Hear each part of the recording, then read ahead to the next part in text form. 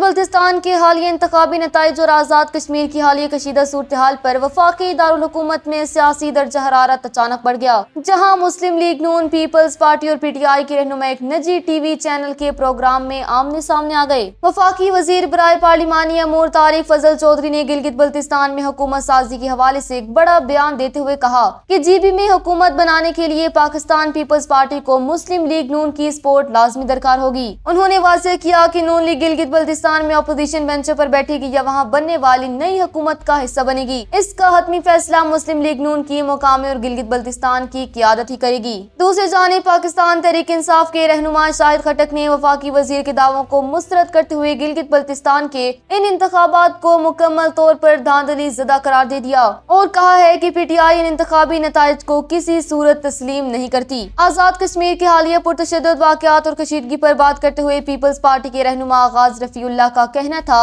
कि आज़ाद कश्मीर के मौजूदा मसाइल का वाहिद हल सिर्फ और सिर्फ मुज़ाकरात में है और बातचीत के जरिए ही अमन बहाल किया जा सकता है। ताहम वफाकी वजीर तारिक फजल चौधरी ने पीपल्स पार्टी के इस मौक़िफ़ से इख्तिलाफ करते हुए इंतहाई सख्त लाइन ली है और वाज़ेह अल्फाज में ऐलान किया है कि आज़ाद कश्मीर में अमन अमान तबाह करने वाले शरपसंद अनासर से किसी भी सूरत में कोई मुज़ाकरात नहीं किए जाएंगे। गिलगित बल्तिस्तान में हुकूमत साजी की इस नई जोड़ तोड़ और आज़ाद कश्मीर पर हुकूमत और अपोजिशन के तजादात ने मुल्क के सियासी मंजरनामे को मजीद गरमा दिया है।